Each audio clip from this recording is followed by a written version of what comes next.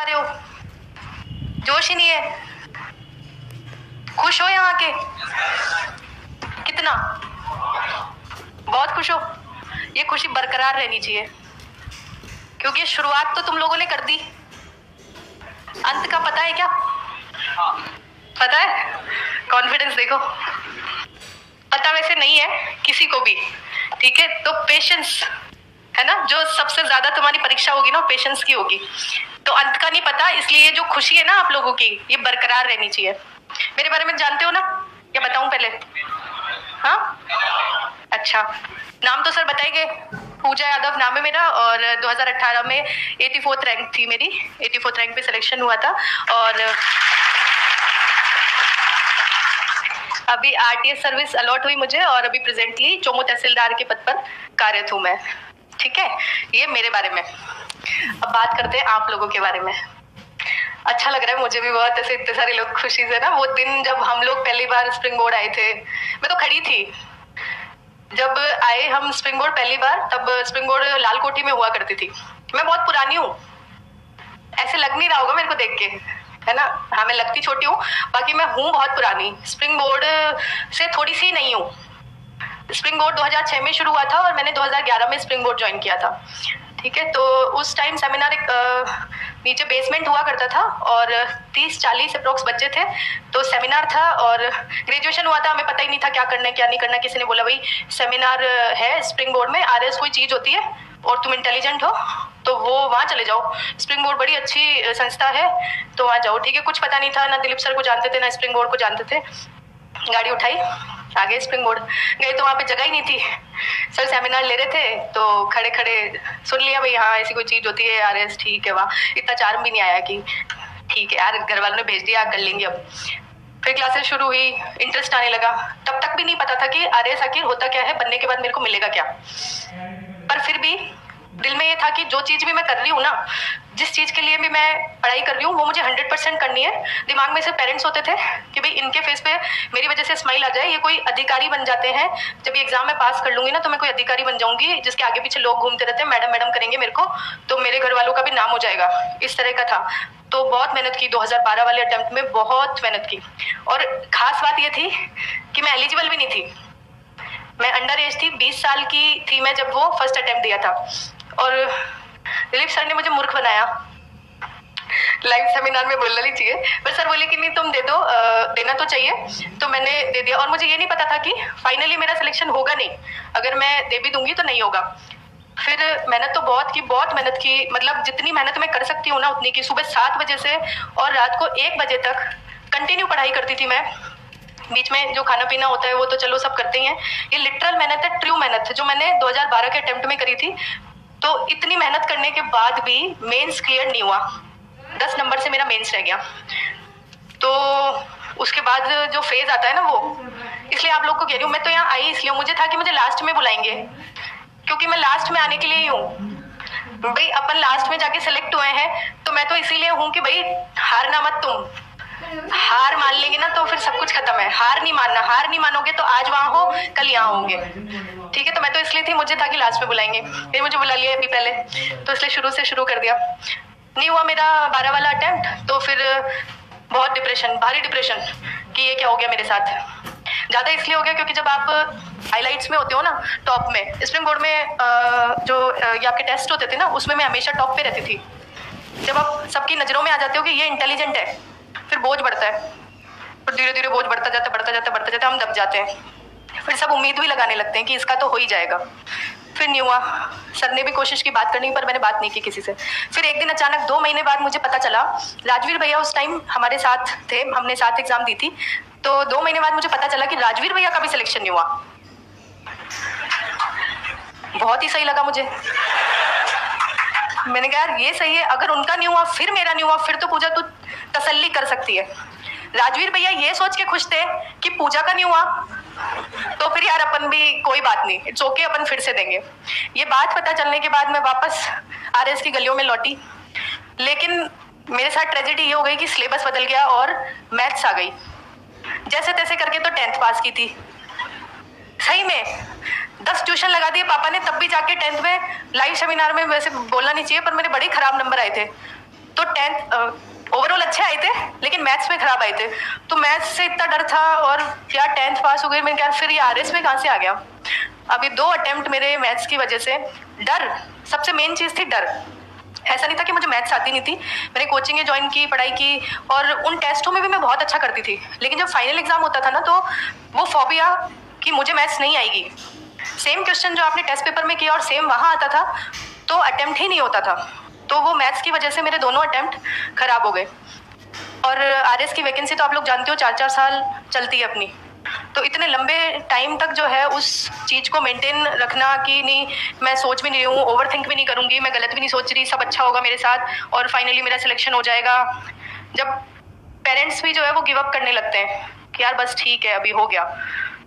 तो 2018 वाला जो अटेम्प्ट था, उस टाइम तो फुल 12 में जो नेगेटिविटी थी वो 2018 में आने से पहले मैं पूरे तरह से खराब उसमें थी। दिलीप सर जो कह के गए थे अभी कि तारीफ करेगी स्प्रिंग बोर्ड की, तो मैं सर के कहने से या उनके सिखाने से नहीं करूंगी, क्योंकि मैंने स्प्रिंग बोर्ड को जिया है। मैं स्प्रिंग बोर्ड मतलब एक ही शब्द कहूंगी, स्प्रिंग बोर्ड से जब फोन आता है ना मेरे घर पे, मुझे फोन आता है, जैसे कल नवीन भैया का फोन आया, तो मुझे लगता है मेरे मायके से फोन आ गया, ठीक है, और इतनी जल्दी होती है कि चलो स्प्रिंग बोर्ड। तो वो इसलिए नहीं है कि सर कह रहे हैं कि हाँ इंस्टीट्यूट अच्छा है या वो, मैं रही हूँ भाई, मैंने 10 साल स्प्रिंग बोर्ड में गुजारे हैं, और एक दिन भी ऐसा नहीं लगता कि ये संस्था है, ये घर है मेरा, सेकंड होम, ठीक है। ये फील होगा आप लोगों को, धीरे धीरे फील होगा।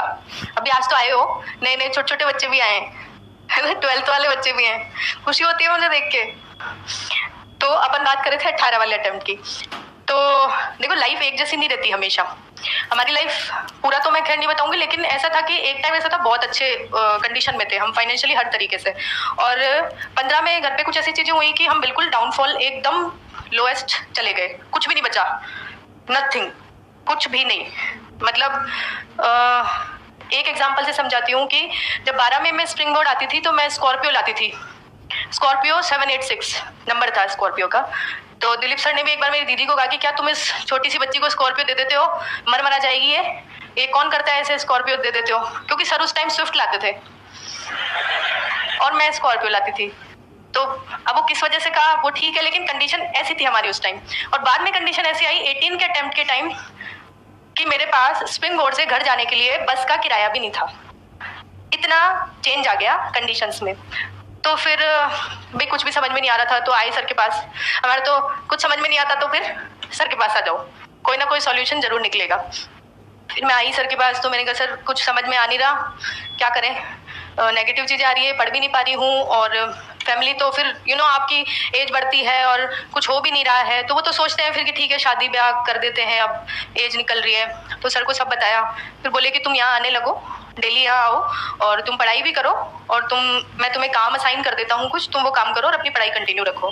घर पे मैंने बोला तो पेरेंट्स ऐसे कि नहीं बहुत पढ़ाई हो गई, अब ठीक है, अब शादी वादी है। मैंने बहुत लड़ाई की पापा से, और मैंने ऐसे ना अपन शाही वाले पेरेंट्स से इतनी बात नहीं करते, और पापा से तो और भी कम बात करते हैं। तो मैंने लेटर लिख के चिट्ठी लिख दी पापा को कि मेरे को एक ये आखिरी प्रयास करने दो, इसके बाद अगर नहीं हुआ तो जो आप करोगे वो फाइनल, ठीक है। पापा भी थोड़े इमोशनल हो गए, तो मान ली उन्होंने मेरी बात, और 18 वाला अटेम्प्ट जो है मेरे को देने दिया। फिर मैं यहाँ स्प्रिंग बोर्ड आ गई, सर ने मुझे टेस्ट सीरीज का काम असाइन किया, टेस्ट सीरीज बनाना, आंसर उसके जो आपके आंसर्स होते हैं आइडियल आंसर्स वो लिखना।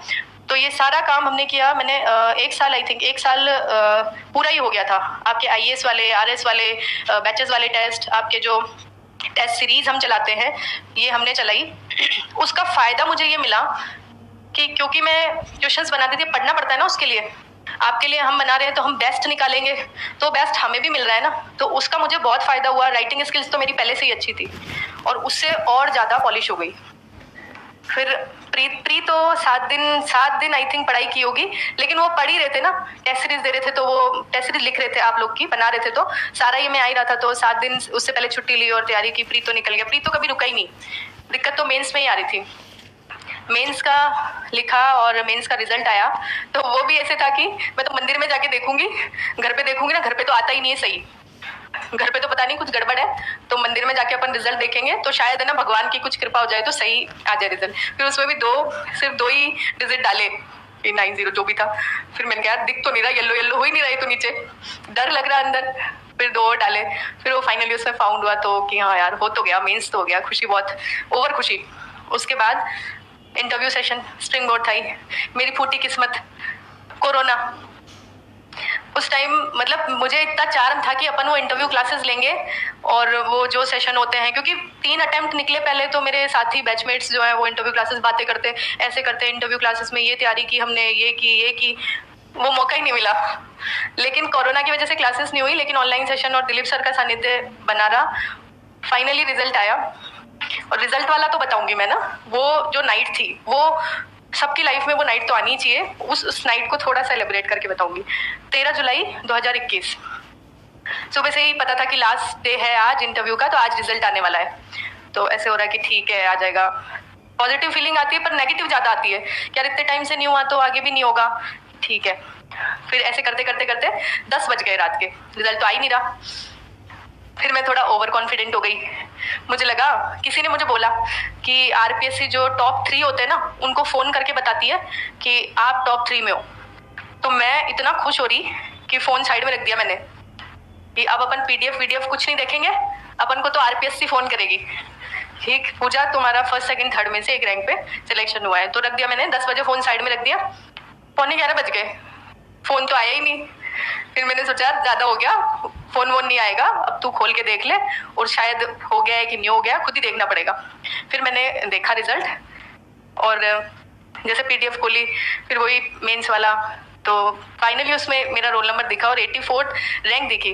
अब उसमें मुझे ये भी कंफ्यूजन कि सीरियल नंबर है कि रैंक है, भी पहली बार इंटरव्यू का रिजल्ट देखा और कि ये मेरा ही है या किसी और का है, उसमें भी मेरे को संशय हो रहा। तो मैंने 4-5 अपने दोस्तों को भेजा, वो भेज रही थी, उस दौरान ही डीएसपी सर हैं जेटू सिंह जी कन्नौत, उनका फोन आया, तो उन्होंने बोला बधाई हो, आपका 84 रैंक पे सिलेक्शन हो गया। उसके बाद ये मतलब क्लियर हो गया कि हुआ तो है मेरा इस बार, और वो भी 84 रैंक पे सिलेक्शन हुआ है।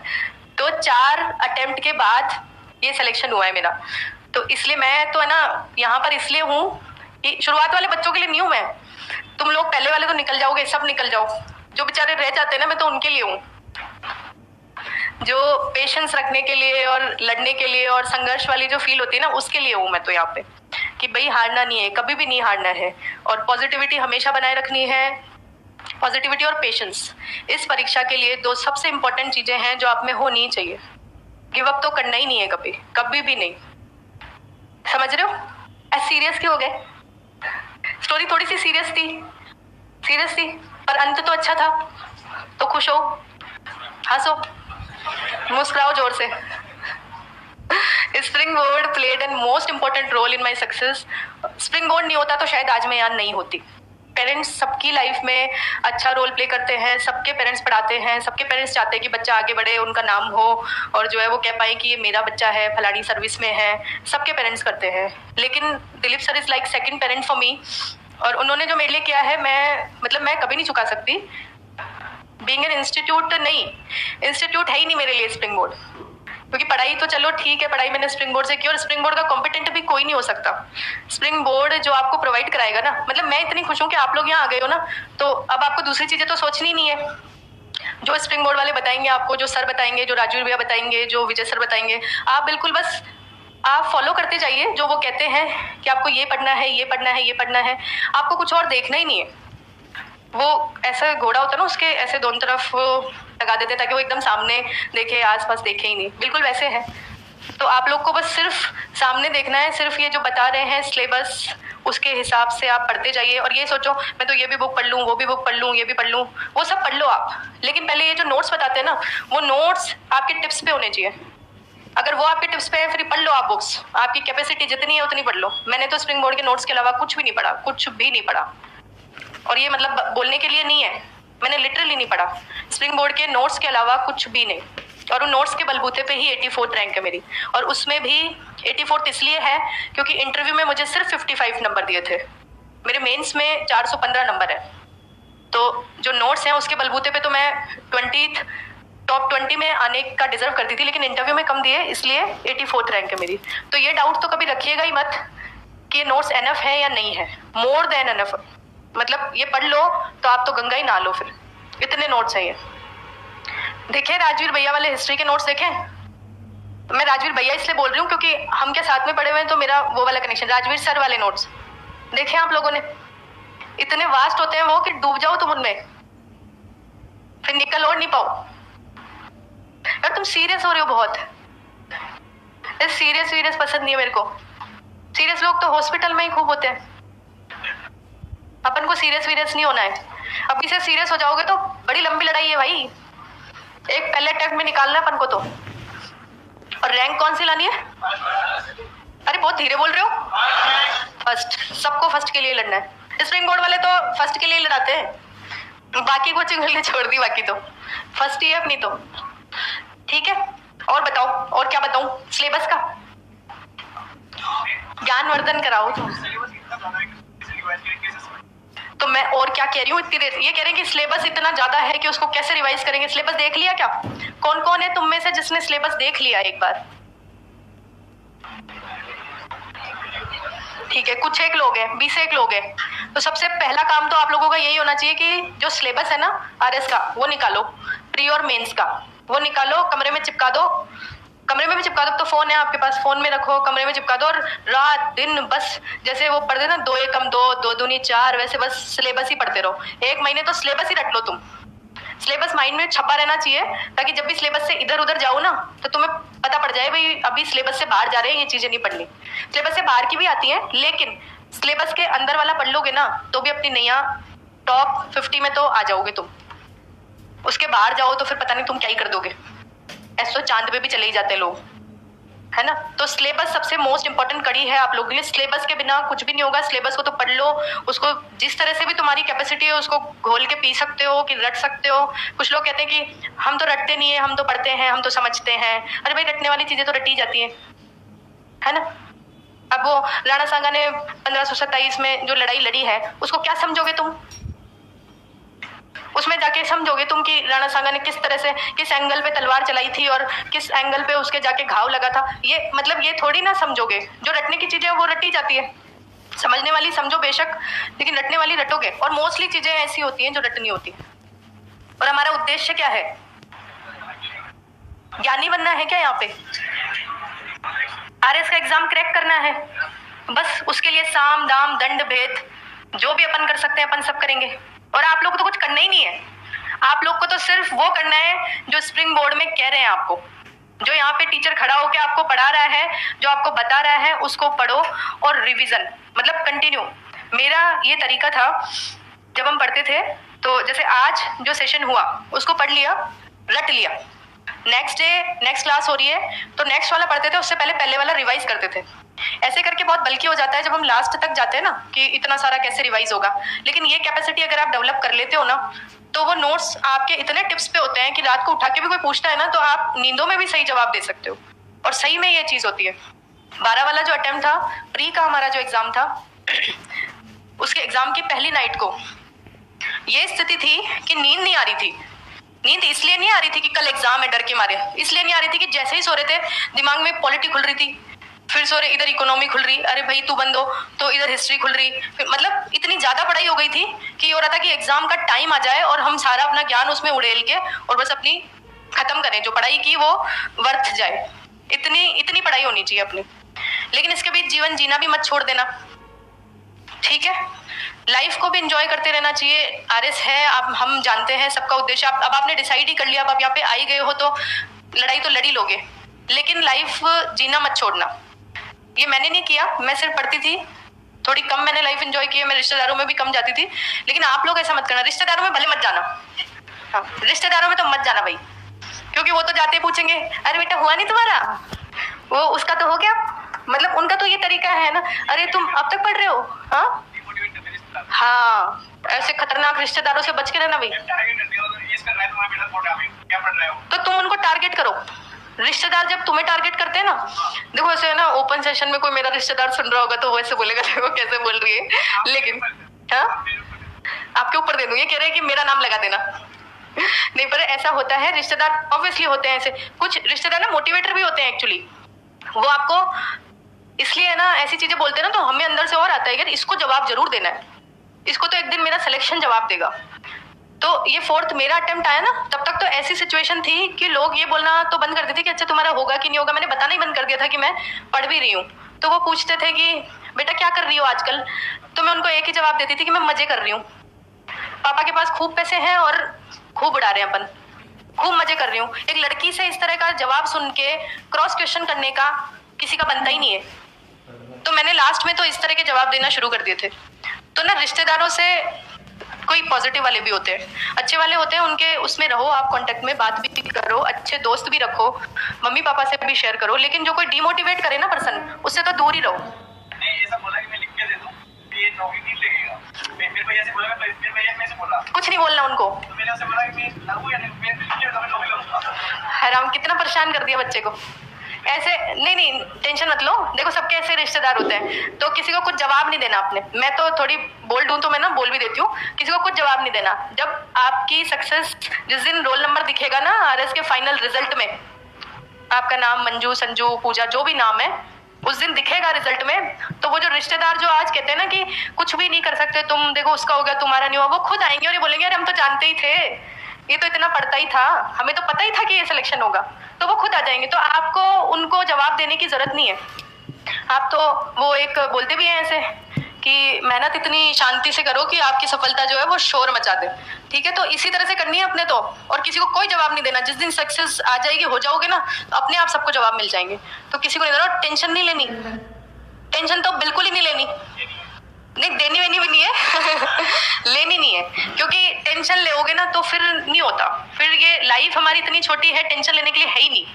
खूब मजे करो, खूब है ना, मतलब मूवी देखो, वीक में एक मूवी तो देख ही लो, फ्रेंड्स के साथ जाओ। जैसे आप 6 दिन पढ़े, संडे फ्री रखो, ठीक है, कि संडे मेरा फन डे है, तो उस दिन दोस्तों के साथ जाओ और मूवी देखो। कुछ भी आपको ऐसा गप्पे लड़ाने, गप्पे लड़ाओ, फालतू बिचिंग करो, रिश्तेदारों की बिचिंग करो, है ना। ऐसे दोस्त बनाओ जो जाके वापस उनको ना बोले आपकी आपस की बात है, तो फुल उनकी चुगलियां करो, जो भी मन में सब बोल दो। तो एक दिन ऐसा रखो कि बस आपकी जो स्ट्रेस, अगर कुछ स्ट्रेस आता भी है ना, तो वो सब रिलीज हो जाए उससे। तो पूरे पढ़ाई में नहीं रहना, कुछ टाइम खुद के लिए निकालो। योगा एक्सरसाइज करते हो तो करो, क्योंकि बहुत लंबी लड़ाई है भाई, है ना। ऐसे डरना भी मत मैं इसलिए कहती हूँ क्योंकि मैंने बहुत लंबी लड़ी है, तो मे बी मेरे जैसा कोई ना हो, फर्स्ट में ही आप सबका निकले, मैं तो चाहती हूँ। लेकिन फिर भी बी रेडी फॉर एवरीथिंग, हमें नहीं पता कब क्या होगा, ठीक है। बस आप तो खाली दिमाग में, वो अर्जुन का था ना, वो मछली की आंख ही दिखती थी उसको खाली, बिल्कुल वैसे ही। बस आपको आरएस दिखना चाहिए और उसका सिलेबस ऐसे दिमाग में बिठा लो, बस आस पास मुझे कुछ और दिख ही नहीं रहा, यही है मेरे। तो सुनो ही मत, कुछ और टेस्ट पेपर लिखो, आपके जो प्रीवियस ईयर के टेस्ट पेपर्स हैं उनको निकाल लो, है ना। देखो, कुछ ऐसा नहीं कह रही मैं, देखते आप लिखने लग जाओ, पहले तो आप निकालो, देखो किस तरह का पैटर्न है, क्या पूछ रहे हैं, किस वाले जो है पोर्शन से ज्यादा सवाल आते हैं, इसी से क्यों आते हैं, मतलब अगर ये इंपॉर्टेंट है तो आप उसको तो इस तरह से तैयार करो कि इसमें से तो कुछ भी पूछा जाए ना तो मैं हैंडल कर लूंगी या कर लूंगा इसको, ठीक है। और ये आप 1 महीने अगर इस पे मेहनत करते हो ना, कि सिलेबस पे और प्रीवियस ईयर के पेपर्स पे, इन पे अगर मेहनत कर लेते हो ना बहुत अच्छे से, तो आपकी आगे की पूरी तैयारी इतनी स्मूथ और इतनी ईजी हो जाएगी कि आपको लगेगा कि आरएस तो कुछ है ही नहीं। और ये सही बात है। तो किस चीज पे फोकस करना है? सिलेबस पे और पेपर्स पे। सभी यही बोलेंगे आपको। देखो जितने भी टॉपर्स आएंगे, जो भी यहाँ पे आएगा, इवन सर टीचर्स जो भी आएंगे, सब एक, मतलब ऐसा तो है नहीं कि मैं कुछ ऐसा अलग बता दूंगी आपको जिसको एक दिन में आप करके और एक दिन में सेलेक्ट हो गए। रास्ता एक ही है, कौन उसको किस तरह से करता है, किस तरह से तय करता है, ये आपकी जो है सक्सेस डिसाइड करेगा। तो सिलेबस और प्रीवियस ईयर पेपर्स आपके मस्ट हैं, उनको पढ़ो। और उसके बाद जो यहाँ पे बताते हैं ना नोट्स, तो आपने पढ़ते जाओ, रटते जाओ, रिवाइज करते जाओ, उसके अलावा कोई दूसरा तरीका नहीं है। शॉर्टकट तो किसी चीज का है ही नहीं, पढ़ना तो पड़ेगा अपन को। और बताओ, अब आप लोग कुछ पूछना चाहो तो। हाँ बताओ, माइक दे दो भाई इनको। हाँ जी। पहला सवाल तो मेरा ये है, हाँ, कि हर दिन ऐसा ये दिमाग में विचार आता है शाम को कि नहीं हुआ तो क्या करेंगे, ये सवाल है आपका। पहला तो ये है। और दूसरा सवाल मेरा ये है कि अगर डायरेक्टली मेंस की कोचिंग कर ले तो उससे फ्री हो जाएगा या फ्री की अलग से करनी पड़ेगी? देखो, अगर तुम्हें पहले सवाल का जवाब, पहले सेकंड का दे देते हैं, वो छोटा है। तो मेंस की कोचिंग कर ले, उससे प्री हो जाएगा। मेंस का सिलेबस अलग है, प्री का अलग है, हालांकि सब कुछ कवर अप हो जाता है उससे। तुम सिलेबस दोनों निकाल लो, ठीक है। अगर तुम्हें लगता है कि मुझे प्री की नहीं करनी, मेंस की करनी है, तो आप कर लो, लेकिन एक्स्ट्रा तो फिर आपको पढ़ना पड़ेगा, क्योंकि मेंस पढ़ना तो उतना ही पड़ता है, लेकिन फैक्ट्स जो है ना वो प्री में ज्यादा पूछे जाते हैं, मेंस में उसकी इतनी वैल्यू नहीं रहती, तो एक्स्ट्रा पढ़ना पड़ेगा फिर आपको।